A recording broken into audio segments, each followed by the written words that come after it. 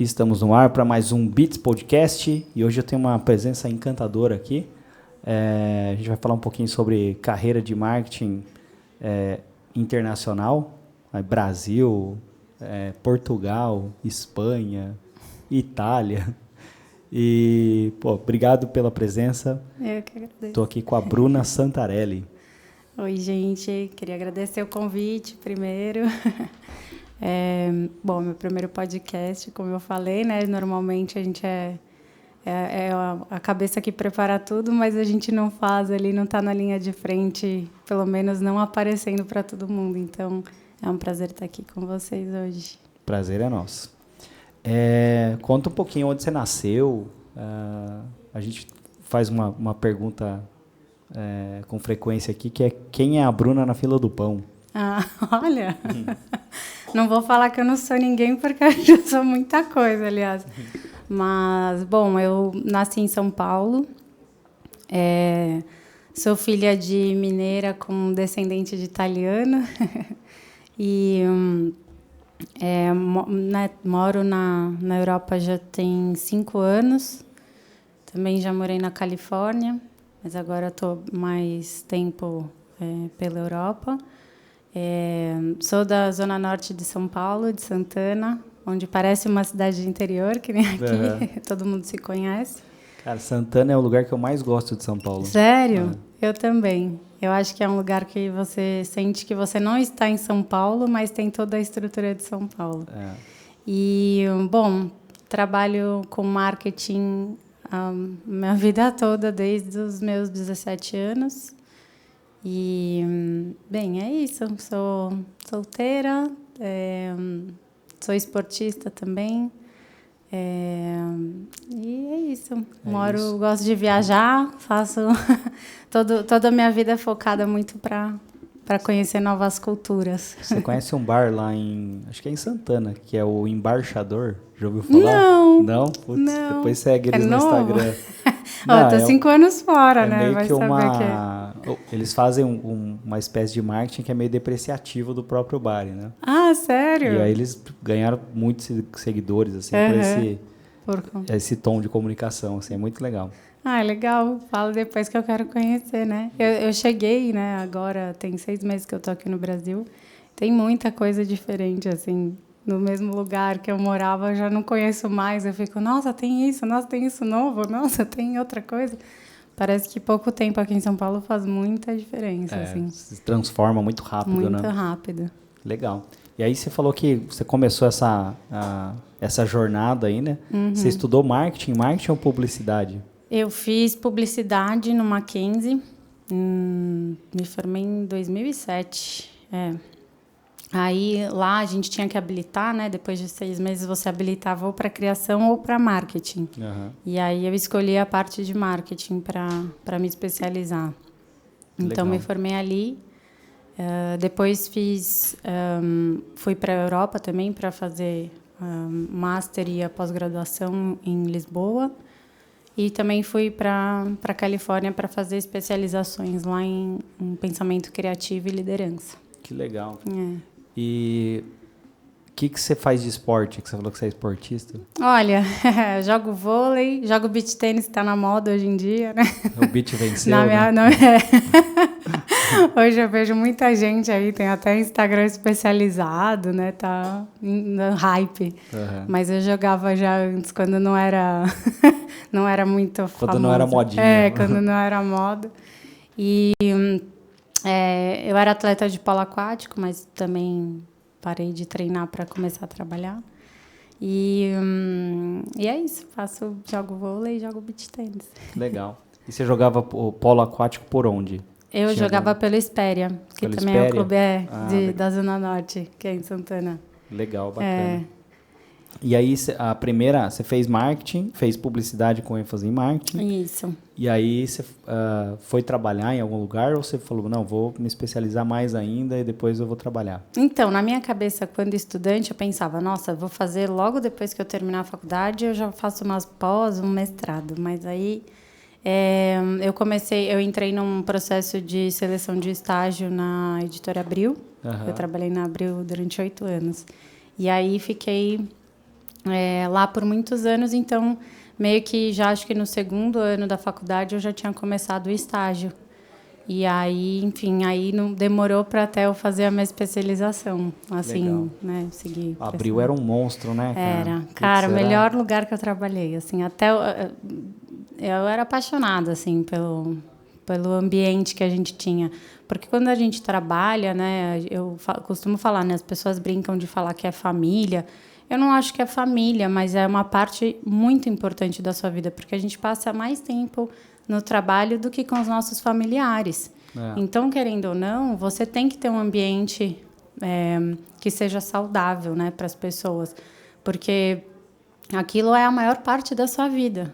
Então, por que não você considerar aquilo um ambiente que você tenha, de certa forma, uma conexão muito mais do que profissional? Porque, de fato, é. As pessoas podem fingir que não, mas a gente ainda não é robô, né? Daqui a um tempo a gente não sabe, mas ainda a gente não é. Então, a gente cria conexões, né, com as pessoas. E a Abril era isso, assim, era um ambiente onde a gente tinha... Era engraçado, assim, a gente tinha uma diversidade de públicos e pessoas que, às vezes, a gente, para estudar um produto ou um serviço que a gente ia lançar, a gente estudava internamente, porque era muito diverso. Imagina, a gente lançava desde revista para criança, a revista para o público adulto, de esporte, casa, tinha uma variedade de temas. E você conhecer as pessoas de áreas diversificadas te dava uma visão sobre o mundo que você viajava sem sair daqui, sabe? Então, é incrível. Sabe o que eu acho que é muito louco? Assim, a mídia ela vai se reinventando. Eu acho que mudam-se os meios, mas não mudam-se as necessidades. E aí, tipo, o que a gente vê hoje tem Instagram ou tem portais que são especializados em determinados assuntos. E aí, acho que se você quiser ser assertivo ali na parte de comunicação, se inspire na Abril. Veja, tipo, tinha Mundo Interessante, tinha uma publicação para carro, uma publicação para isso, para aquilo. E aí, você pegar todas aquelas editorias e trabalhar isso como comunicação, com certeza você vai, assim, atingir bons números, né? Sim, na verdade, eu acho que é bem o que você falou, assim, a gente muda a forma como a gente transmite informação, mas conteúdo ele sempre vai existir. A forma como a gente consome ele é diferente, né? E quem detém o poder de produção daquela produção, porque hoje está na mão de qualquer pessoa, né? Antigamente a gente tinha esse conteúdo na mão de alguns meios.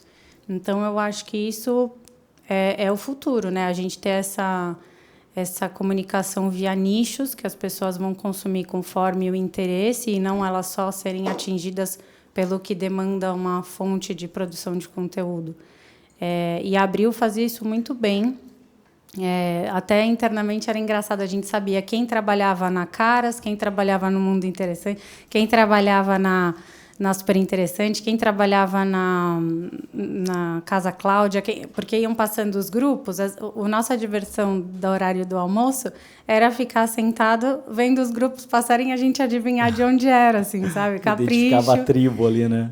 O pessoal do administrativo, o do jurídico. E isso é muito verdade, assim. Acho que hoje a gente, quando fala de marketing digital principalmente, é mais isso, assim, a gente entender que a gente fala com muitas personas diferentes. A gente é um monte de personas, né? A gente não é uma persona única. Então, você ter essa variedade de temas, você atinge várias pessoas, às vezes por temas diferentes, né? Mas você atinge a mesma pessoa por temáticas diferentes, né? Porque a gente gosta de tecnologia, mas a gente também gosta de futebol, a gente gosta de, sei lá, de mundo fashion, a gente gosta de... Então, isso é muito legal. A Abril sabia trabalhar isso de uma forma muito boa, assim. Isso é um ponto, assim, né? Que você falou que a gente acaba tendo várias personas, mais ou menos como as máscaras do Jung lá, né? Sim. Eu acho que quem chegou mais perto, assim, a gente usa a persona, nossa metodologia e tal, funciona bem, a gente atinge as metas ali, os objetivos, mas eu acho que a persona, talvez, a descrição da persona do marketing digital, talvez não seja a melhor das opções ali. Eu acho que quem chegou mais perto para entregar um resultado mais palpável foi o Facebook, o Meta, né? Criando grupos de interesse. Sim. Isso tem nas personas também, mas não necessariamente você dá um nome para alguém e, tipo, muita gente usa persona como espantalho, né? Então, acho que a parte mais rica da persona é a segmentação por interesse.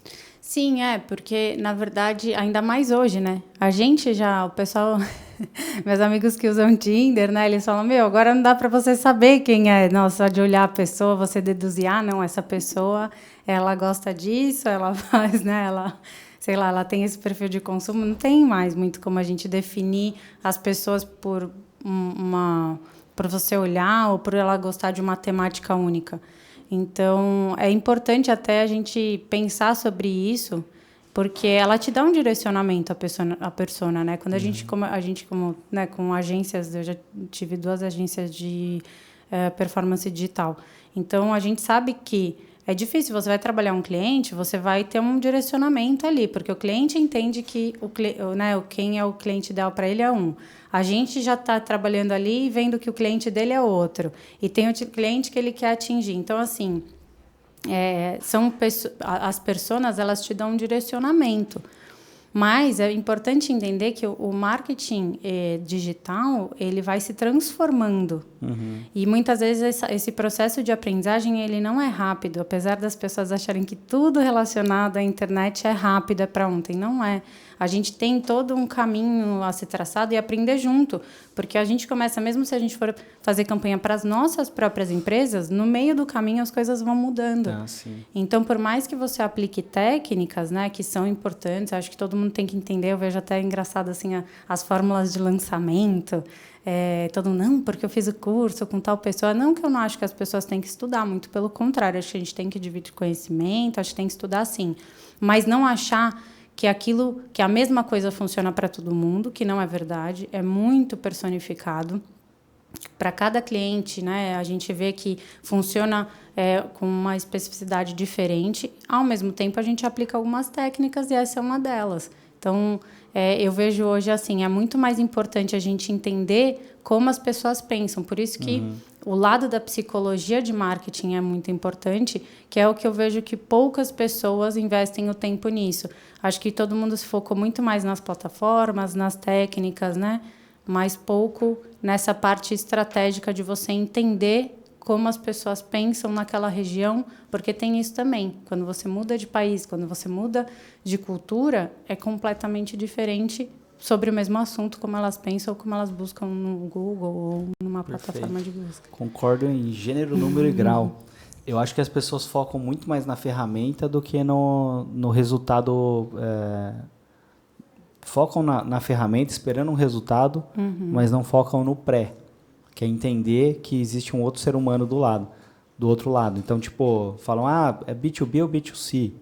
Tipo, do outro lado vai ser uma pessoa que vai comprar. Sim. Não é uma máquina que você vai, tipo, cross-checar ali a sua persona, vai bater tudo e fala, putz, funcionou, o robô comprou. Não é.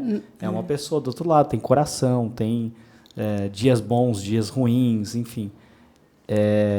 Se trata de pessoas falando com pessoas. Exatamente. Na nossa metodologia, parece que estou fazendo campanha da nossa metodologia, mas não é. Mas na nossa metodologia, o que a gente tentou fazer, assim, porque eu percebo que existe lá um monte de guru de marketing, então, e eu sou extremamente a favor de você estudar tudo que tiver. Então, eu não fiz o fórmula de lançamento, mas eu li o do Jeff Walker, lá, que é o cara que inventou, não é do Érico Rocha. Né? Então, li o livro do fórmula de lançamento e falei, putz, é muito legal, tal. E é uma metodologia que ele embasou com base em lançamento de cinema. Ponto. É muito bom? Funciona para tudo? Não. Você vai pegar aquilo ali, tendo aquele conhecimento prévio. Se você for lançar alguma coisa, fala, putz, vamos ver se encaixa nessa metodologia. Encaixou, beleza. Tenta rodar por ali. Ou tem a Perpétua também, o modelo Perpétuo, que é meio que uma cópia do inbound marketing, sim, né? Para infoproduto. Sim. Dá para você tentar encaixar aquilo ali. Então, quanto mais bagagem você tem, mais referência, melhor fica seu repertório para criar uma coisa nova.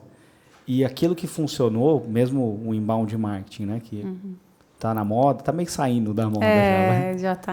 Mas o inbound marketing, por exemplo, quando os caras criaram lá nos Estados Unidos, não esqueço o nome do rapaz lá, é um indiano e um americano. Sempre tem.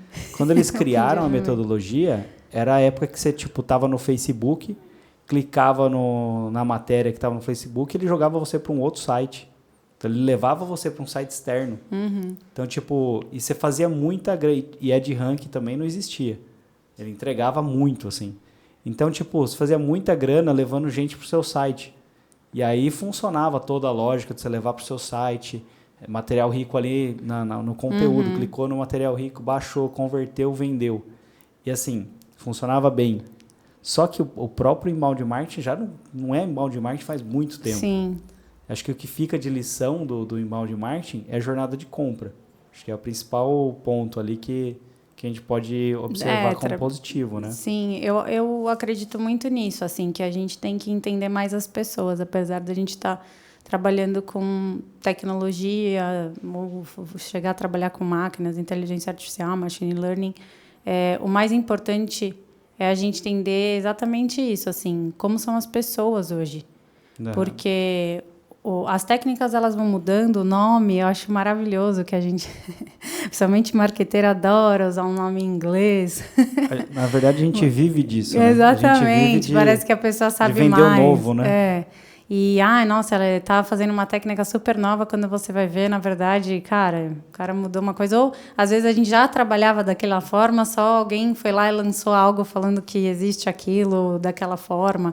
Enfim, mas eu acho que tem se perdido muito, porque qualquer pessoa faz aí um cursinho, né? Hoje em dia, cara, a pessoa entra ali na internet, ela tem acesso a tudo. Então, ela faz um curso, e eu acho que eu sou a favor de todo mundo aprender o que quiser, e, todo mundo tem que aprender para saber onde está indo, ou se tem uma empresa, ou quer aprender porque quer trabalhar com aquilo. E conhecimento é tudo. Só que eu acho que também tem aquele direcionamento que a gente vê as pessoas dando que acabam atrapalhando quando a gente fala em marketing, sabe? Marketing digital, principalmente. Porque as pessoas, por mais que eu trabalhe em empresas que sejam completamente remotas ou empresas que trabalhem 100% produtos digitais, a gente tem que saber o que está acontecendo no offline. Não é só analisar dado. Porque o dado, ele te traz uma referência, como eu falei das personas. A gente tem que desmistificar algumas coisas que vão criando na cabeça do grande público, porque depois a gente, como agência, né, quando eu tinha agência, a principal reclamação é assim, eu gasto muito dinheiro à toa no marketing, porque eu contrato agência e não adianta, aí eu contrato alguém para interno na minha empresa é melhor. Na verdade, é assim, a gente tem que entender as pessoas, porque mesmo que a gente esteja vendendo um produto ou um serviço, cada pessoa reage de um jeito sobre aquela temática. E aí a gente fica preso, não, a técnica do Ads, você coloca e faz X% do investimento, 80-20, não sei o quê, e aí você trabalha as técnicas XYZ. Cara, não é só isso. Não porque se fosse só isso, seria lindo, a gente estava tudo bilionário. Todo mundo, né? Não, porque se eu estiver numa fórmula do sucesso, convenhamos, não, isso aqui funciona, é só você fazer que funciona. É que nem bolsa de investimento. Não, você aplica aqui nisso, nossa, você vai ficar milionário amanhã, 1 milhão você vai ganhar. Cara, se fosse isso, estava todo mundo rico. Por que não está todo mundo rico? Inclusive, às vezes, muitas vezes, o cara que está te vendendo aquilo. Então, eu fico pensando assim, poxa, eu desanimo muitas vezes em relação ao futuro do marketing, porque a gente já tinha, quando eu estudei em Stanford, já tinham estudos que mostravam que a gente ia passar por uma mudança muito grande na nossa profissão e que aquilo ia modificar a ponto de passar a quase não existir, porque ia ser integrado dentro de algumas áreas da tecnologia, né? Que já está acontecendo, né? Faz tempo, mas que de fato vai migrar para algumas áreas mais de negócios, né? E desanima porque eu vejo as pessoas acabando um pouco do que a gente aprendeu, que é o mais importante, que é o embasamento da estratégia, nessa coisa de você pensar sobre o que você faz, não só no resultado final de você, eu atingi esse KPI, mas e o que você ganhou em relação ao investimento, o que você ganhou em relação ao público, porque eu vejo muitas aplicações dessas técnicas prejudicando a percepção do que é marketing digital. E aí as pessoas deixam de investir onde elas devem investir no marketing. O marketing hoje, ele não é, né? Antigamente era, eles diziam, né? Cereja do bolo. Ai, é bonitinho ter área de marketing. Nossa, que legal. E todo mundo passava para a área de marketing o que ninguém queria fazer. E hoje, na verdade, o marketing é como se fosse o principal produto da empresa. Porque o marketing vai fazer a sua percepção no mercado. E hoje a gente tem um mercado muito competitivo em várias frentes, né? Principalmente nessa frente digital. As empresas, por mais que tenha muitos lugares atrasados, né? O pessoal pensa que na Europa está tudo... nossa, tudo é referência e não é. Eles estão bem atrasados em vários pontos ali, principalmente do digital. Mas eu vejo assim, muitas pessoas perdidas e a gente com potencial de crescimento em vários segmentos que a gente não consegue entrar. Por conta dessas técnicas, né, que se perdem porque não têm uma estratégia. Sem estratégia, sem essa parte criativa, o marketing não é nada. O marketing é um cara de vendas que está tentando vender. Se fosse venda por venda, ninguém precisava fazer todas, né, estudar tudo isso e fazer todas essas certificações. A pessoa vai lá e fala do produto dela só e pronto, e tenta vender. Não é bem isso, né? O que eu vejo, assim, dentro nesse escopo que você está falando, eu vejo que quando as pessoas foram para o marketing digital, porque o marketing tradicional, por conta de conglomerados de mídia, enfim, o negócio era muito bom. Tinha lá o anunciante, a agência e a mídia. A agência ganhava 20%, a mídia expunha aquilo, o custo por mil era ridículo, era muito barato. Mas no montante era alto. E aí era assim, eu lembro de um dado que 80% da verba de mídia no Brasil estava na mão de 20 agências. O restante do mercado, as milhões de agências, dividiam os outros 20%. Então, tipo, era quase que um oligopólio ali, vai. Sim. Uma galera que competia meio que entre eles, mas era um bom negócio, né? Sim. E aí, por conta dessa visão míope do mercado, quando chegou o digital, os caras, tipo, não, faz isso não. Tá aqui o Google. O Google não paga comissão, então deixa esse negócio para lá, então. Vamos tentar sabotar. Só que você não consegue lutar ou remar contra a maré. Né? E aí veio a maré e engoliu todo mundo. Em determinado momento, todo mundo, putz, o marketing digital é um negócio que é revolucionário, que dá dinheiro, não sei o quê. Aí veio o Facebook, clicou no Facebook, vai para foto, tal, tipo, não gastava nada, fazia só orgânico e vendia. Aí, tipo, começou muita competição, Facebook é de ranking, diminuiu o alcance, não sei o quê. Agora é tráfego pago. Tráfego pago, vem do celular, todo mundo vendendo celular. Por quê? Essas pessoas chegaram antes, elas tinham muito menos concorrência. Hoje você vai, tipo, tem palavra-chave que o CAC dela não se paga. Sim. E aí, tipo, você vai continuar fazendo? Só se for tonto, né? Exatamente. E tudo é muito rápido.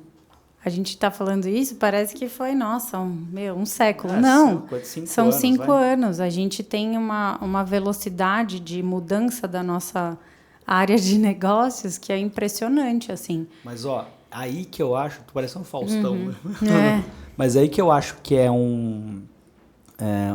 uma vantagem competitiva muito grande para quem veio do offline.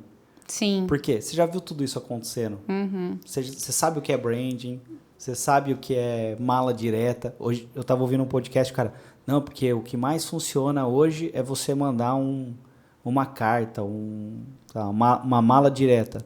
Pô, a mala direta é, sei lá, anos 70, 80. A gente já viu isso. Exato. A gente sabe fazer. Então, tipo, é isso? Então vamos testar isso. E a gente tem esses insights que esses caras que são mais jovens assim não têm. Eu vi cara muito grande de marketing digital, que vou falar o nome, era o Peçanha lá da Rock Content, falando que branding não servia para nada. Então, tem muito cliente que pensa assim também. Ano retrasado eu vi uma palestra dele e falou, gente, desculpa, eu errei, branding piriri pororó, entendeu? Então, Eu vejo muita gente falando muita coisa, assim, eu até evito seguir. As pessoas falam, nossa, mas você fala para todo mundo estudar, você estuda, você faz... E está falando para parar de seguir muita coisa? Cara, sim, porque te atrapalha. Uhum. Porque você vê muita coisa, primeiro, que você já sabe que não é, e outras que você... É tanta coisa para você testar que você acaba perdendo tempo nisso, assim. Então, acho que a gente tem que ter foco, e principalmente em quem que a gente segue. A gente que está nesse mercado já há mais tempo, independente da idade, ou se é mais tem mais tempo, tem mais experiência, acho que todo mundo pode se ajudar, todo mundo tem conhecimentos complementares. O meu ponto de preocupação são essas pessoas que definem coisas, né? Elas chegam ali ditando muitas regras e que aquilo, para nossa área, não existe regra. Esse que é o segredo, assim. A gente não tem uma única forma de fazer algo. A gente lida com criatividade. Então, por mais que algo funcione hoje, pode ser que não funcione amanhã. A mesma coisa. Pode ser que o mercado tenha mudado completamente em relação a um tipo de percepção sobre um produto ou serviço. Quando a gente lida com criatividade, é justamente essa beleza da gente sempre ter coisas novas para fazer. Ao mesmo tempo, é o lado ruim, que é sempre ter coisas novas a fazer. Então, a gente tem que ter muito cuidado. Já me pediram para dar aula e tal, né? Porque eu tenho mestrado. E eu não me sinto nessa posição. Porque eu acho que a gente... Claro, tem as técnicas, né? Técnica a gente pode falar, definir, ajudar as pessoas. E eu sou a favor de ensinar, gosto de falar sobre o que eu sei. Mas, ao mesmo tempo, é assim, eu acho que você tem que ter muito cuidado quando você vai definir ou colocar, estipular que aquilo funciona de uma única forma. Uhum. Porque eu vejo, né, coach, né, esses caras, não, olha, você vai ganhar 1 milhão, você vai fazer desse jeito. Cara, não existe uma única coisa de fazer nada nesta vida, gente. É o famoso, se você tem um celular e não ganha 50 mil reais por mês, você é burro. Não, exatamente. Clique aqui que eu vou te ensinar. Cara, eu fico passando às vezes fazendo scroll, TikTok, Instagram. Eu uso pouco também nessa questão, justamente porque eu sei o quanto faz mal, né? A gente consumir demais e a gente trabalha, né, demais e a gente trabalha com isso. Mas, assim, aquilo vai te estressando. Porque é justamente isso. A pessoa vai fazendo aquela técnica de você ficar se sentindo incompetente. Tipo assim, nossa, eu não sei isso. Nossa, mas o que é essa sigla nova? O que esse cara está falando? Mas o que é essa... Por que ele está falando que, então, se eu não fiz isso, será? E se você não tem aquela... uma certa autoconfiança de, pô, eu tenho história, sabe? Eu passei por isso no ON, no ALF. A gente passou por crises, né? Todas as crises das agências fechando justamente nessa época de não migrarem para o digital, as agências quebrando. Então, assim, a gente sabe o que a gente viveu e a gente sabe que a gente faz o máximo. Tanto é que eu falava assim, eu trabalhei no Google, né? Com uma Google Partner e eles iam dar treinamentos da Califórnia, né? E aí a gente imaginava assim, nossa, eles devem saber as últimas técnicas e tudo, e o cara deve saber tudo. O cara já começava, assim, um deus do marketing do Google chegava lá, a gente vendo o treinamento, a primeira coisa que o cara falava assim, gente, ninguém sabe tudo, tá? Então, se vocês tiverem aí qualquer coisa para dividir, me falem. Porque é isso, ninguém sabe tudo no marketing. Se falar que sabe tudo, tá mentindo. Tá mentindo. Não tem como. A gente está num mercado diverso demais. Você falou um negócio que é muito interessante. Assim, eu tive a oportunidade de entrevistar e ter um certo relacionamento com alguns ídolos assim de profissão. E a hora que você chega para conversar com a pessoa, primeiro que tipo, a pessoa é humilde pra caralho. Assim, você pega o cara que é Eugênio Mohallen, né? Porra, fui conversar com ele, cara, puta cara humilde, assim, sabe? Sim. Tipo, o cara já, enfim, dispensa apresentações. E aí você começa a conversar tal, tipo, o cara, ele tem mais dúvida do que certeza, entendeu? Mas os grandes pensadores, eles têm mais dúvidas, porque é a dúvida que faz a gente testar coisas. Então, se você acha que você é o cara que sabe tudo, já é um gap, porque você deixa de testar coisas novas. Então, esse medo da gente ficar nessa insegurança de, putz, será que estão fazendo algo novo? Agora com a inteligência artificial, todo mundo desesperado. Ai, meu Deus, vão ser substituídos. Eu acho que a gente pode ser um dia que seja, mas Vai demorar, por quê? Porque eu acho que o cérebro humano ele tem uma capacidade que ainda não foi exigida dele, e isso, na verdade, vai ajudar a gente a exigir mais do nosso cérebro, mas eu acho que a gente tem que usufruir da nossa inteligência agora, que é não só usar ferramentas que estão substituindo e aprender a mexer em ferramentas. Quem trabalha com marketing, cara, estude sobre comportamento humano, sobre psicologia do consumo. Sabe, acho que essa é a parte que a gente não vai ser substituído, porque quem está muito preocupado com essas técnicas, e você faz essa fórmula de lançar, e você usa... sei lá, você capta, sei lá, geração de leads porque você criou um e-book. Cara, isso aí vai mudar em pouquíssimo tempo. Então, não é que a pessoa não tenha que estudar sobre isso, mas isso não tem que ser o seu foco número 1 e ficar aplicando. Eu vejo assim, às vezes as vagas, né, me mandam lá. Nossa, Bruno, olha isso. Que as empresas estão exigindo que as pessoas saibam tudo. Eles estão achando que as pessoas são chat GPT lá, que joga e sabe um pouco sobre tudo. E, na verdade, o que as pessoas... onde a gente pode demorar mais para ser substituído é na nossa criatividade, né? Onde a gente vai aprender sobre como trabalhar. E você entender a equipe de vendas, ou como a pessoa está fazendo a venda, é muito mais importante do que você ficar... Porque, você aprender uma ferramenta, não é que demora um tempo também, mas...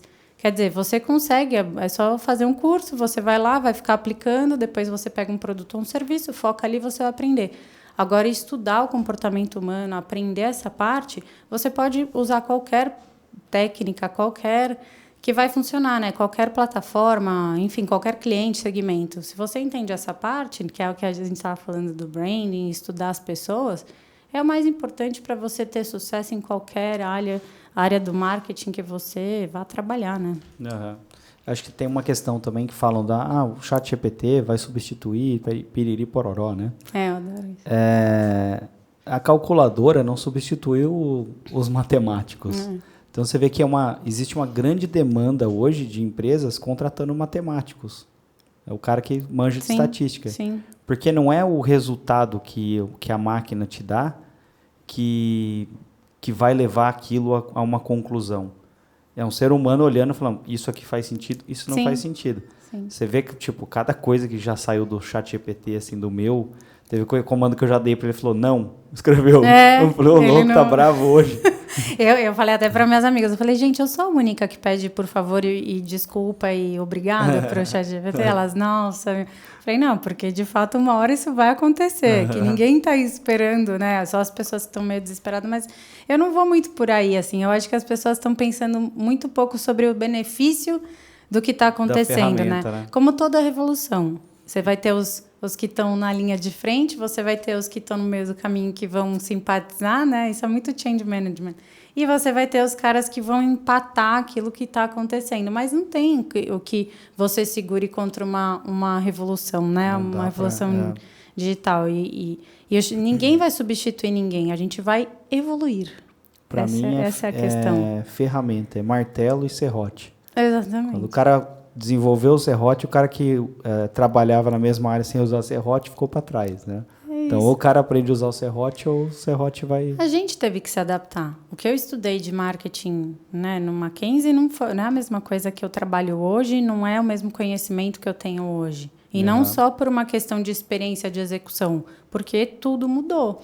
E aí, as pessoas do marketing foram migrando, né, muitas para outras áreas, ou completamente diferentes, mas a grande maioria foi para áreas similares, né, ou que sejam ali dentro de uma expansão do marketing maior, área de vendas, enfim, áreas de produto. É o famoso áreas correlatas. Correlatas, né? Exatamente. Aí as pessoas foram tentando se adaptar àquilo, porque foi difícil, até para mim, assim, eu no começo falei, putz, eu não gosto desse negócio de digital, né? Apesar de você mensurar, mas virou algo muito mais analítico do que essa parte que a gente fazia, né? Do dia a dia, de acontecer, de ver o que as pessoas falavam ali no tete-a-tete de um evento, de uma execução, né? Na Abril, imagina, eu lancei a revista Minha Casa, que foi o maior sucesso, e era muito legal, as pessoas vinham lá na porta da Abril falar comigo, eu, nossa, gente, mas veio aqui na Abril, sabe?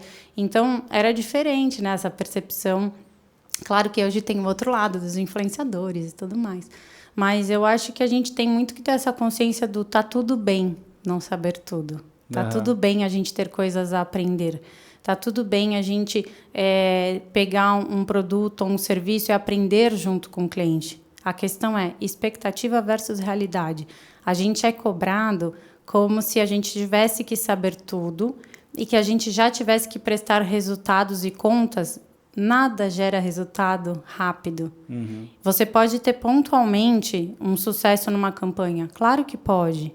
Quantas vezes a gente não viu isso muito antes do digital acontecer? Mas não é, aquilo não perdura, aquilo não é linear. Então, a gente manter essa manutenção daquilo que acontece, a gente vai aprendendo no meio do caminho. É igual ter empresa, a gente abre empresa, a gente acha que, nossa, vai correr desse jeito. Aí você começa a ter um monte de cliente.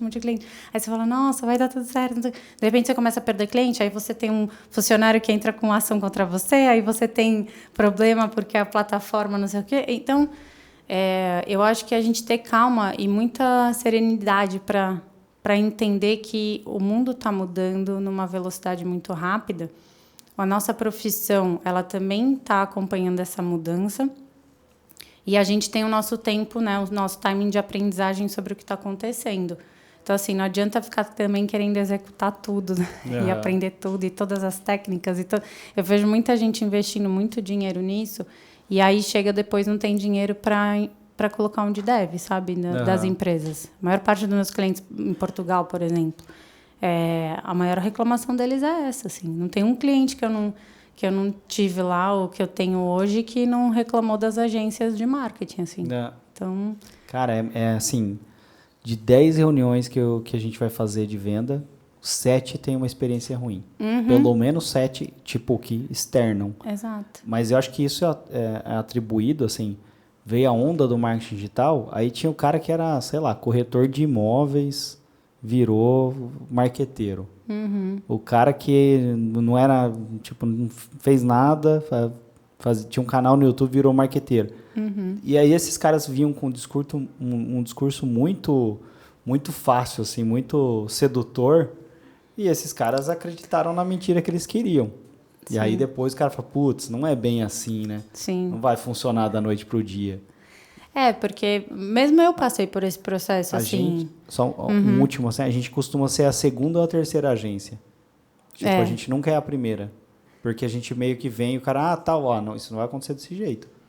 Aí a hora que o cara vai lá, quebra a cara, ele vem então, vamos pensar agora numa estratégia? Sim. Então agora vamos. Eu também comecei a fazer isso, assim, recusar cliente, falar, cara, se você quer fazer isso aqui, a gente não vai conseguir te ajudar.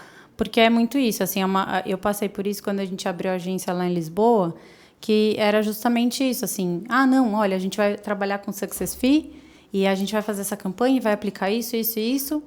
Aí a gente fazia tudo do melhor, assim, melhores profissionais, melhor conteúdo, melhor tudo, técnicas em dia, plataformas, e não tinha resultado.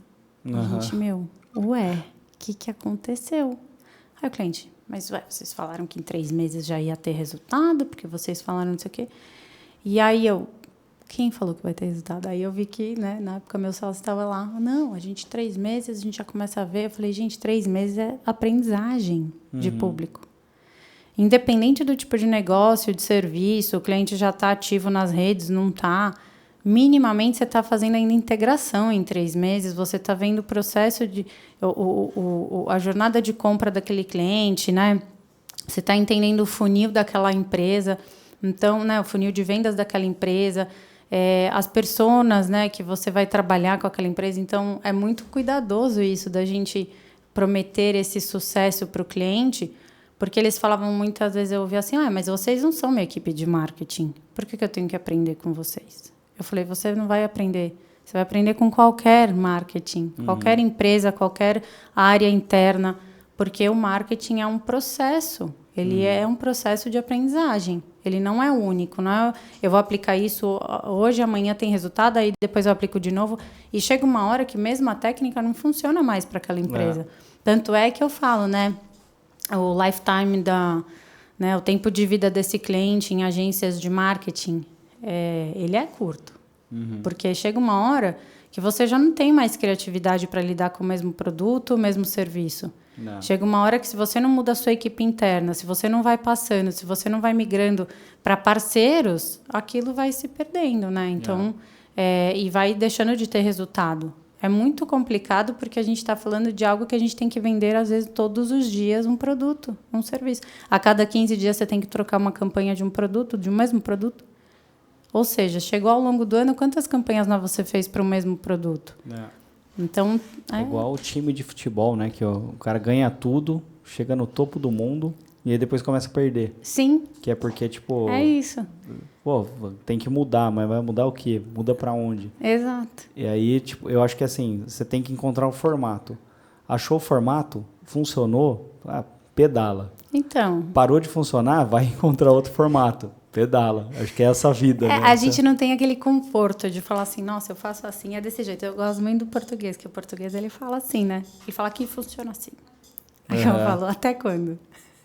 Porque é isso, até quando? Você achou sua metodologia, sua técnica, não sei, até quando isso vai funcionar? Porque tem um prazo. A gente não sabe quando, mas pode ser curto, pode ser médio, pode ser longo. Ou seja, por isso que é importante a gente ter parceiros. Eu sou muito a favor disso, eu defendo muito isso no marketing. Porque as pessoas... Isso é uma das melhores coisas que eu aprendi trabalhando com o Google, que é assim, cara, entenda quem pode ser sua rede de apoio. Entenda, porque assim, é meu concorrente, tem certeza? Ou esse cara pode ser um potencial parceiro seu para você executar projetos juntos e nunca deixar de ganhar? Você ganha menos percentualmente, seu markup é menor, mas você não deixa nunca de ter clientes. Isso não só falando em Brasil, tá? Falando mundo. Porque tem muita gente lá fora que precisa de ajuda para entrar no mercado brasileiro ou muitas vezes querem a execução que a gente tem aqui. A gente é muito qualificado. A gente tem uma qualificação que o brasileiro ainda não entendeu. A gente está à frente de muitos países. E eu digo países assim, Estados Unidos, morei lá, estudei em Stanford.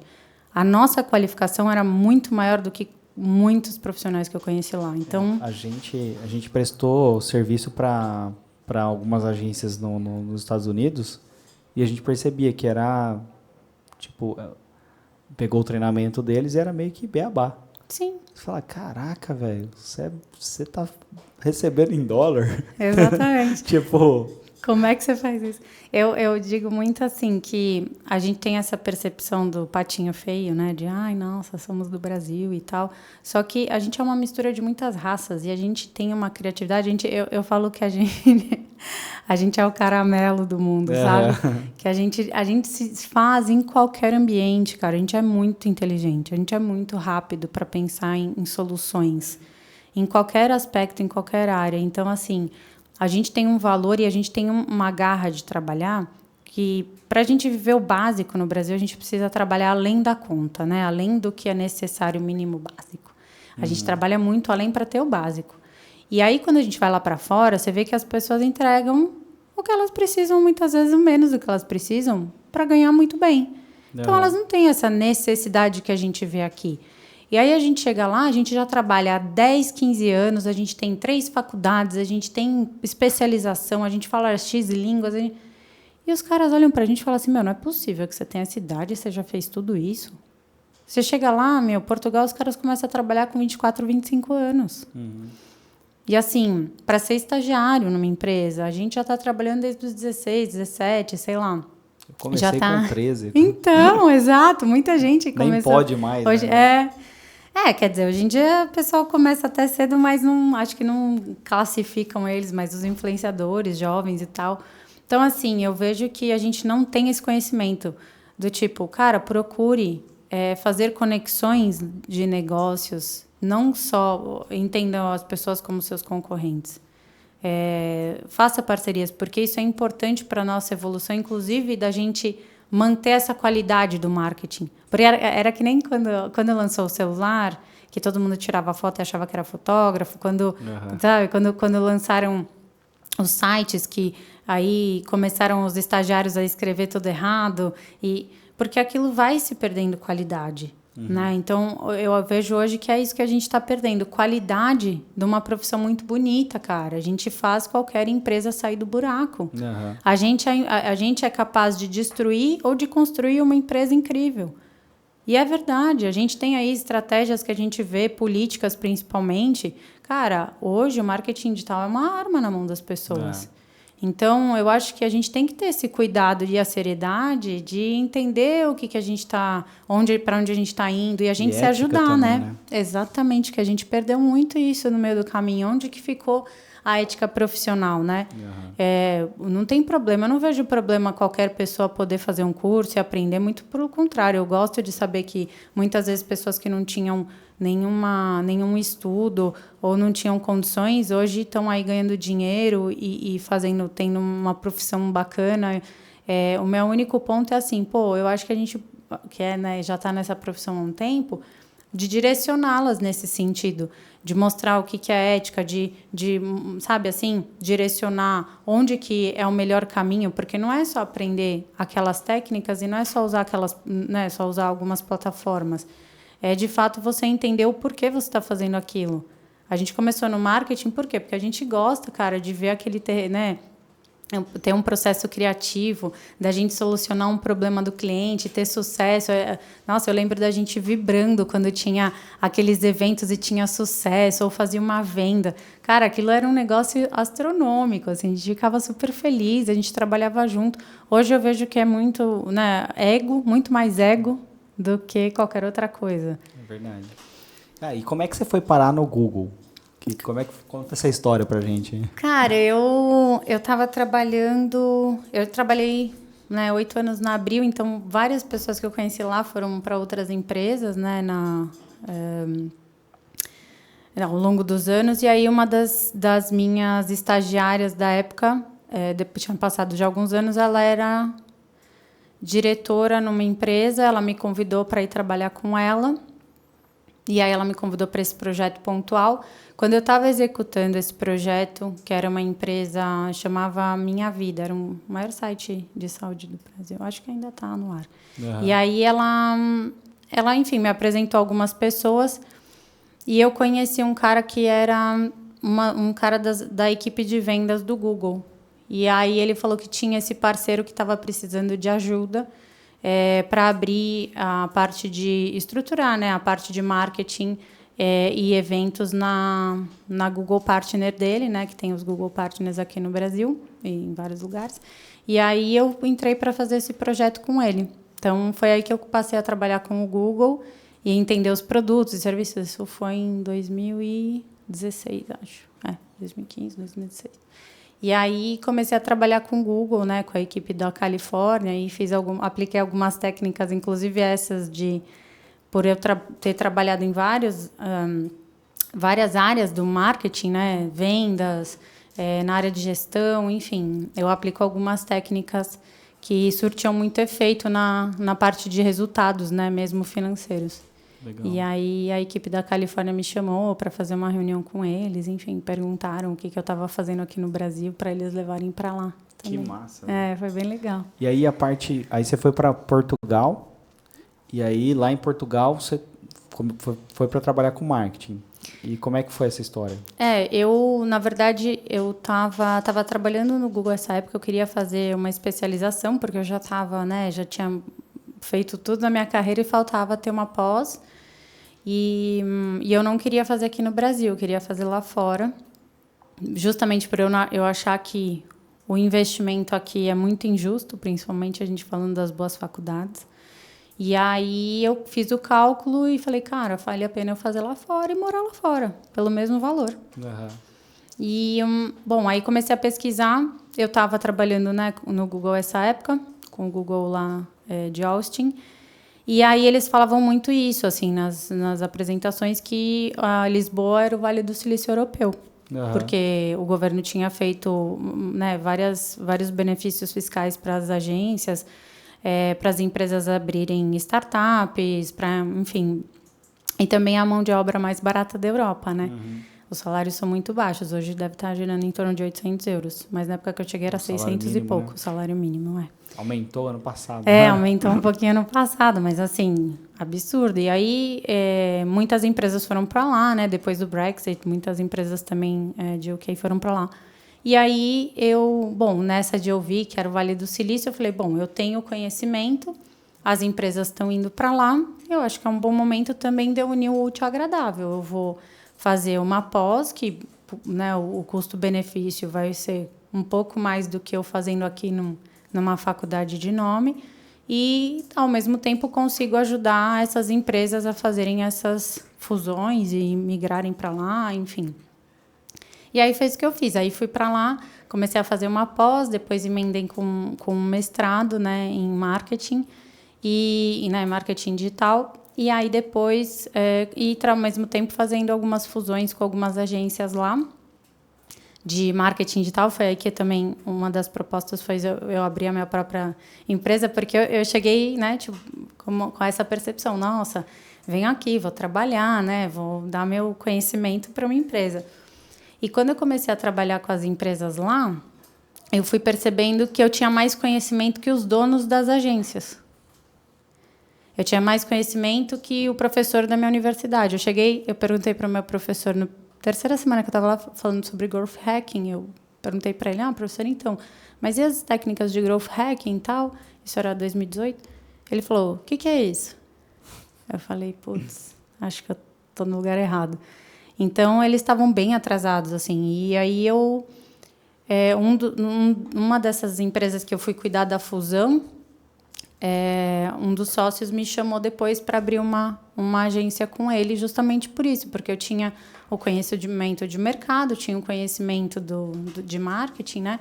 E aí, acabei ficando lá e fui morar em outros países, nessa mesma pegada de trabalhar com marketing, dar consultorias. Legal. Né? E ele era português, o sócio ali, ou não? O seu sócio? Um dos sócios era português. Uhum. E como é que faz para abrir uma agência em Portugal? Olha... É muito difícil? Não é difícil. Mas tem, algumas especificidades, assim... Uma delas mais complicada é a xenofobia. Eles têm bastante preconceito, assim, pelo menos eu e muita gente que eu conheço passou por algumas situações bem delicadas em relação aos brasileiros. Outra coisa, apesar deles saberem que a gente está bem evoluído, né? A gente é bem comercial, aqui a gente tem uma mentalidade muito progressista, a gente é super capitalista e eles não são lá. Assim, não tem tanta essa cultura, então isso é bom, porque, assim, querendo ou não, a gente evolui muito rápido, né? Em vários aspectos, então eles têm essa noção que a gente está muito à frente. Só que eles têm uma questão de ego com a gente. Então, isso são especificidades importantes para quem vai abrir agência lá. Eles não querem a colônia explorando o explorador, né? Exatamente, que é o que vem acontecendo, né? Então, eles se incomodam bastante. Mas, assim, as dicas que eu daria primeiro, fiscalmente, a pessoa entender como é que ela vai abrir a empresa lá, porque também tem essas questões. É diferente se você tiver uma cidadania europeia, se você não tiver, né? São... fiscalmente, e os impostos são diferentes. Mas eu acho que só para pontuar, existe isso de fato, né? Mas tem muita gente boa também, né? Tem. Isso são pontos específicos que eu acho que é importante entender a cultura de todo lugar que você tiver. E pontuar, né? Também, senão o cara acha que é Brasil, não. Que lá é Brasil, chega... Não. Mas, assim, a gente tem que ter cuidado. Quando a gente vai para algum país, a gente entender a cultura local. Por isso que eu também não abri empresa lá a hora que eu cheguei. Eu fui para estudar o mercado, porque eu já pensava em abrir algo lá.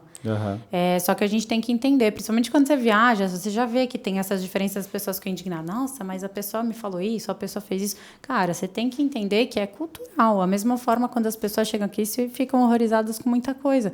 Então, tem que ter esse cuidado.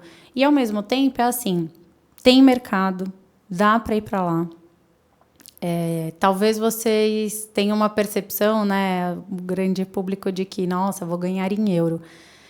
Diferentemente do que a gente pensa aqui a gente faz mais dinheiro do que lá, mesmo ganhando em real. Mas ali abre mercado para você ir para outros países que você pode fazer muito dinheiro, sim. Então, a minha sugestão é estude a possibilidade de abrir, sim, ou parceiros, ou via parceiros, que isso pode funcionar, mas de explorar, porque eles têm a necessidade, eles estão muito atrasados, não só falando de Portugal, tá? Falando da Espanha, falando da Itália, tem muitos países que precisam da nossa inteligência e do nosso conhecimento, da nossa experiência. E se preparar também na questão da expectativa versus a realidade, porque eu vi muita empresa quebrar. E eu não estou falando de 2, 3, eu estou falando de umas para mais de 100. Assim, gente que saiu, abandonou tudo, diretora de Coca-Cola, sabe, assim, de investir R$1 milhão em empresa lá e quebrar ou perder o dinheiro. Então, assim, tem que ter esse cuidado, porque eu cheguei lá com a mesma vontade de mudar tudo. Não, porque, olha, falta isso, o português não sabe vender, aquele preconceito nosso, né? Chega ali e fala, nossa, como é que eles fecham 5 horas da tarde, não sei o quê. Cara, mas entendam, eles não querem mudar. Então, não adianta você ter a melhor, né, a oportunidade. O cara vai chegar e falar, não vou. A minha equipe vai falar assim, mas você vai ganhar mais, você não quer ser promovido? Não. Eu não quero ganhar mais, para mim tá bom assim. Então, é um pensamento muito diferente do nosso. Então, tem que ter esse cuidado também de ver que cada mercado que a gente vai tem suas peculiaridades. Legal. E quais são as diferenças que você percebe, assim, cultural, que impactam o resultado do trabalho, do marketing nessas empresas, nesses países diferentes, né? Olha, acho que o principal é quando a gente fala mesmo da forma de pensar sobre um produto, né? Falando do SEO, que para mim é o mais importante hoje do marketing digital, é a gente falar sobre SEO. A minha defesa de tese de mestrado foi justamente sobre isso, assim. A gente entender como é que culturalmente naquele país a pessoa procura sobre uma bolsa, sabe?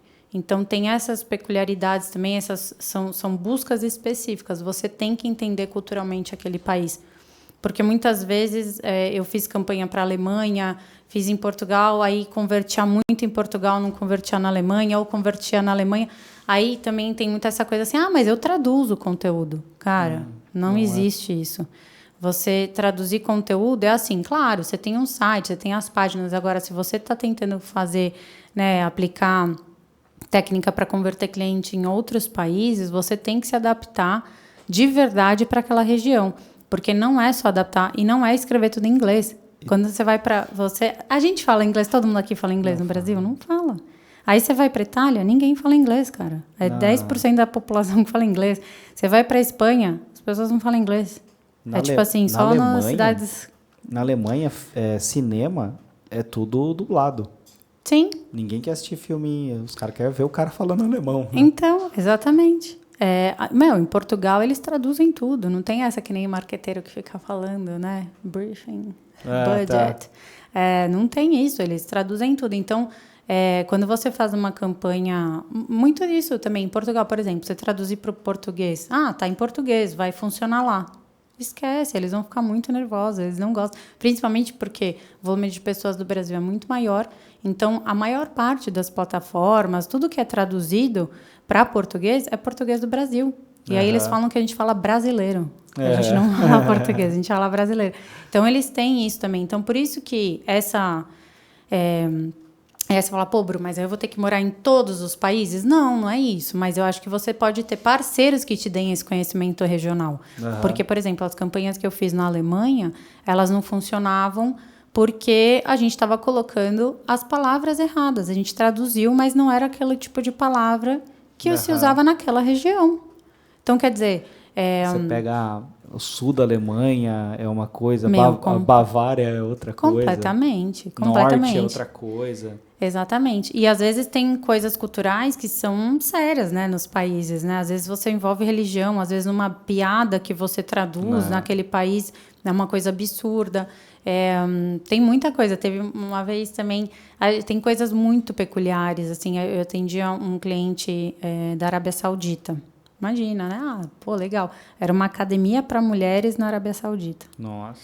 Cara, tinha roupa especial para elas, tinha tudo. Era tipo assim, academia especial. E eu não podia fazer reunião com os homens. Eu só podia fazer reunião com a secretária, que era mulher. E ela só podia tirar, acho que é jihab, né? Que chama ela só podia tirar quando ela estivesse falando comigo. E aí, imagina, na agência, um monte de menino atrás de mim, eu fazendo reunião com ela. Se passasse alguém, é crime, é perder o cliente. Então, assim, e é um respeito. Você fala assim, mas que besteira, mas que isso, mas que aquilo. E meu chefe falava assim, eu vou para lá, eu nunca vi as mulheres serem tão bem tratadas. E a gente tem aquela coisa, só maltrata, né? Porque, claro, gente, eu também tenho noção do feminismo e tudo mais, sou feminista, mas a gente tem aquela coisa de só bater na mulher, só proibir ela, e muitas vezes não era bem assim. Tinham caras que, eu tenho amigas que moram lá e que, cara, o cara assina para ela poder trabalhar, para ela poder ter a vida dela, ela fazer e tomar as decisões que ela quer da própria vida, de trabalho, de compras e tudo, mas a gente tem que respeitar. Então, eu acho que a gente tem muito espaço lá fora. Eu indico para todo mundo. Eu até, inclusive, tive um momento de ter um projeto com um parceiro meu. Eu falo assim, a gente precisa levar isso para o Brasil. Gente, vão trabalhar para fora. Pode ser remoto, deem seu jeito. Não precisa todo mundo sair do Brasil. Mas dá para você conseguir emprego lá fora. Aprenda outras línguas para vocês terem precisam do nosso conhecimento, da nossa forma de trabalhar. Não é só ter conhecimento. A forma como a gente lida com as situações. A gente é muito inteligente para resolver problemas. Eu falo isso porque o português é conhecido, né, gente? Infelizmente, eu não vou falar sobre... né? Ele é literal, né? Assim. Mas ele é literal. E, assim, ele tem um racional que é mais complexo. Ele pensa num problema de uma maneira um pouco mais complexa. A gente é muito rápido, muito linear para resolver rápido, né? E prático. E isso é cultural. Então, a gente já sai na frente. Eu lembro... eu recebo muita proposta dos Estados Unidos, por exemplo, de muitas empresas. Teve uma das maiores agências dos Estados Unidos, isso eu não vou esquecer nunca, cara, que foi quando eu comecei a dar consultoria para outras empresas, porque eu também não achava que eu tinha esse potencial, né? Eu falava, nossa, todo mundo conversava comigo e falava, você é muito, sabe muito, não sei o quê. Eu falava, imagina, gente, isso aí todo mundo sabe, né? Aquela coisa do... E aí ele chegou para mim, na última fase da entrevista, ele olhou para mim e falou assim, eu não vou te contratar. Aí eu fiquei horrorizada, né? Eu falei, caramba, eu tô numa entrevista, porque o cara tá me tratando assim. Ele falou assim, eu não vou te contratar porque você é minha concorrente. Aí eu, caraca, o cara tá falando isso pra mim. O cara, imagina, um dono de uma das maiores agências de marketing digital dos Estados Unidos. E aí eu fiquei pensando naquilo e falando assim, cara, será que ele falou aquilo? Aí depois eu conversando com alguns amigos do mercado, eu falando, não, Bru, de fato, você conhece muito, você já morou em vários países, e foi aí que muitas das vezes eu fui fazer entrevistas, eu tinha feito entrevista há anos atrás, e depois as empresas me contratavam e falavam, não tenho coragem de contratar você como... uma pessoa da minha equipe, eu quero que você seja uma consultora da minha empresa. Então, a gente, falando isso, porque a gente não tem noção do quanto a gente é capacitado, do quanto a gente é competente. O brasileiro não tem essa noção. Quando a gente fala de qualquer coisa lá de fora, todo mundo, mas é da Itália, mas é da Alemanha, mas é do não sei, Reino Unido, mas é dos Estados Unidos. A síndrome do vira-lata, né? Gente, vocês não têm noção, assim. Qualquer pessoa, assim, se vira em qualquer país que for daqui do Brasil, tenho certeza. Por quê? Porque a gente é muito inteligente. De verdade. Cara, é muito legal você falar isso. Você, tipo, já morou em vários países, conhece vários países. Quando eu viajo para fora, assim, eu fico observando cultura, eu gosto de comer não no lugar do turista, sabe? Quando você vai comer o lanche, o pé sujo, esse tipo de coisa, para entender como é que as pessoas vivem de fato. E todo lugar tem problema, todo lugar tem coisas maravilhosas, todo povo tem, toda cultura é bonita e em algumas coisas não são legais. Só que a gente tem a mania de ficar depreciando o Brasil, né, cara? O brasileiro vai lá e fala, putz, o Brasil é ruim, o Brasil é não sei o quê, o Brasil... Eu acho que, assim, a gente tem nossos problemas, como todos os outros países têm. E uma coisa que eu vejo também, eu não sei se é porque eu estou viajando, e aí o cara me vê como turista e acho que eu vou gastar muito dinheiro. Sim. Mas, tipo, a maioria dos lugares que eu vou, por ser brasileiro, eu sou bem tratado. Eu sou recebido com um sorriso, entendeu? Sim. Porque a gente exporta alegria, né? Acho que uma das principais coisas que o brasileiro faz é exportar alegria, né? Sim, a gente é muito conhecido por isso, assim, e, assim, o único lugar que eu realmente senti esse tipo de preconceito específico, né, tirando da mulher brasileira que tem, né, um preconceito aí mais generalizado, mas esse em específico foi só em Portugal, porque o resto do mundo, eles adoram a gente. Eles são super receptivos. Muito pelo contrário, muitas vezes, se você até falar português ou falar que é do Brasil, eles te tratam muito melhor do que você tentar falar inglês ou falar outra língua, principalmente se for na França, né? Uhum. Então, eu acho que a gente tem que difundir esse valor que a gente tem aqui, porque isso passou muito. Acho que quando a gente começou a ter esse boom da tecnologia, que a galera de TI começou a ir para outros países e vivenciar isso na prática ali, mas isso é para qualquer área. Uhum. Qualquer área. Gente, eu venho todos os anos me tratar no Brasil, porque eu confio na qualidade dos médicos aqui. Uhum. Não é por qualquer outro motivo. Cara, e todo mundo, não, porque na Europa, melhor do mundo, melhor saúde do mundo. Cara, primeiro que eu acho que não existe melhor do mundo de nada, porque ninguém conhece o mundo inteiro. Então, não tem como alguém falar que é do mundo nada.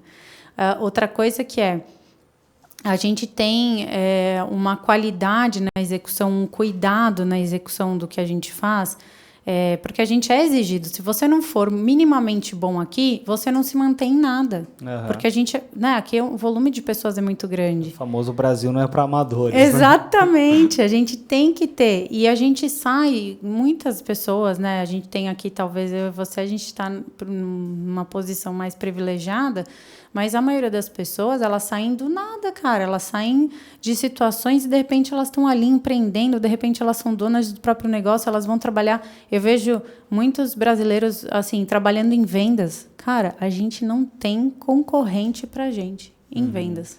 Em todos os restaurantes que vocês forem, pode viajar ao mundo, vocês vão achar um brasileiro. Cara, é impressionante. Você entra num restaurante, tem um brasileiro. Você entra numa loja, tem um brasileiro. Você tá na rua, o cara tá vendendo um negocinho na rua, tem um brasileiro. A gente é muito bom nisso. Então, a gente tem que ter noção desse valor. Eu quero muito, assim, fazer projetos, principalmente entre as universidades, porque lá fora eles têm o Erasmus, que é um planejamento que é da União Europeia, que cada estudante tem que passar 6 meses num país completamente diferente culturalmente, enfim, para isso expandir a mente deles. Porque, assim, acho que a coisa que mais mudou a minha mente, eu como pessoa, como profissional, foi morar fora. Uhum. E não é só viajar já ajuda, claro, mas assim, morar é muito diferente, porque é justamente ter esse olhar de que todos os países têm os seus problemas, não é perfeito, tem muita dificuldade em todos os lugares, em vários aspectos, só que eu acho que também é legal a gente se valorizar e viajar e trabalhar para empresas lá fora, para a gente começar a ter noção de quem é o brasileiro. Porque eu tenho certeza que se a maioria de nós tivesse essa consciência, o nosso país não estava do jeito que estava. Não tá. Né? Não tem como, porque a gente não tem noção da nossa inteligência.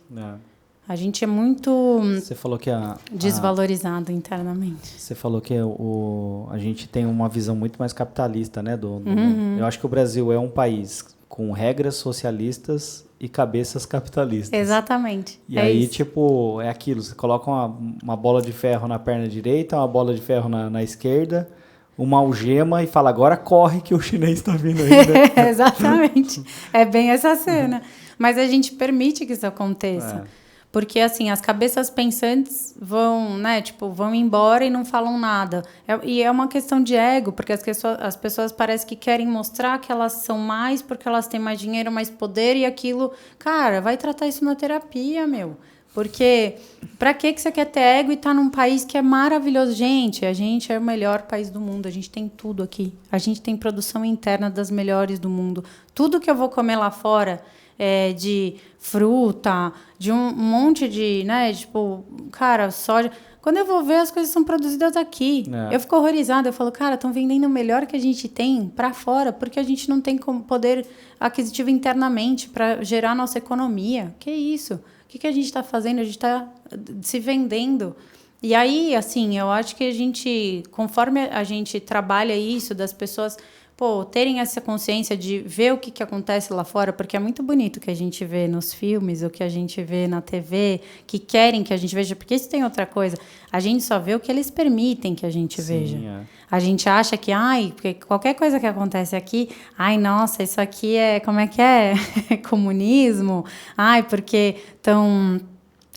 quando bloqueiam lá as propagandas e não sei o quê, porque, cara, lá fora não sai informação se eles não permitirem, tá? Tudo que a gente vê, isso é importante saber o que a gente consome, o que a gente não consome.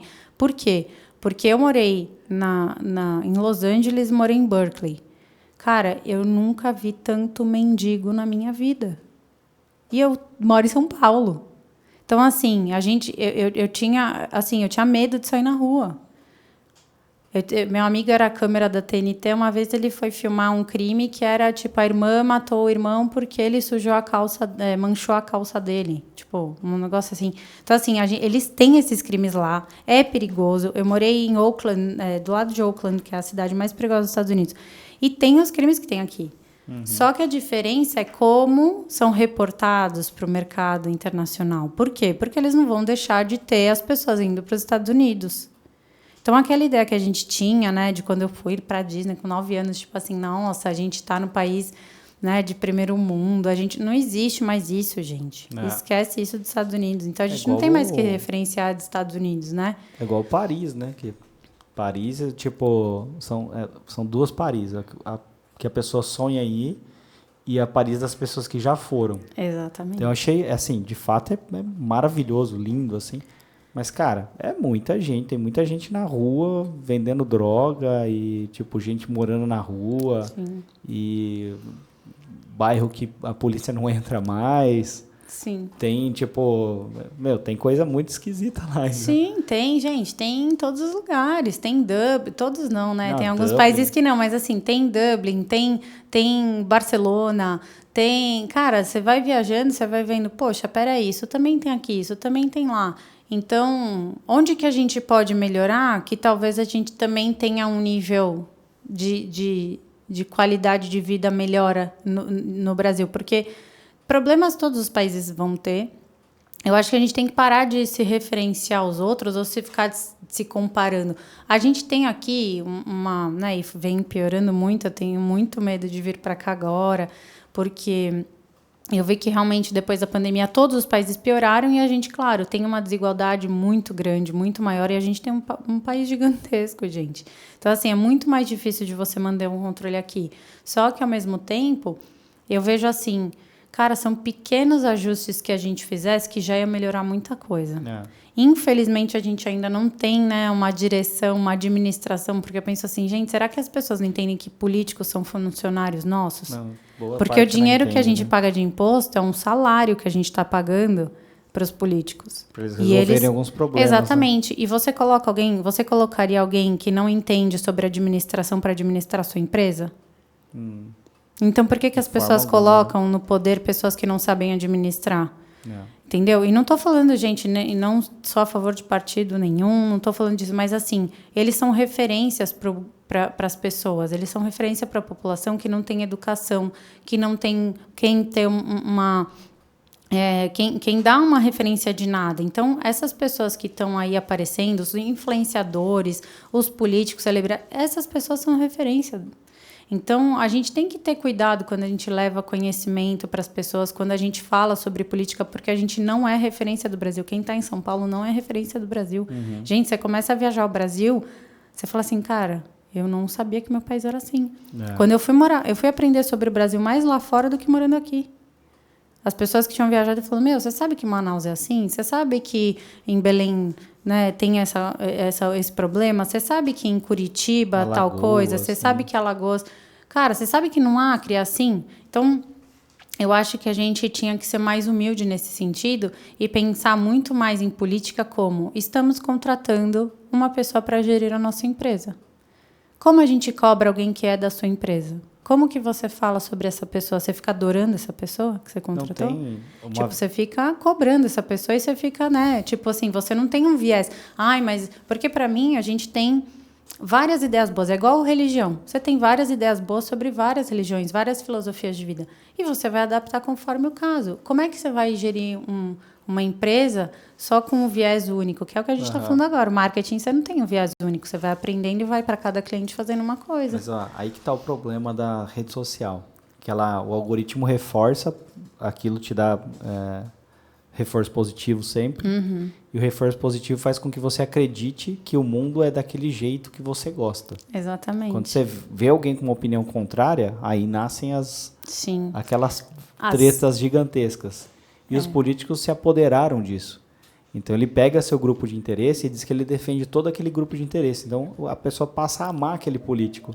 Então as pessoas precisam entender que rede social é um negócio para se divertir, mas não é para pautar a sua vida, entendeu? Sim, ela pode ser, é aquilo, né? A gente tem que usar tudo com cuidado, mas a rede social, ela vai te trazer um insight sobre alguma informação.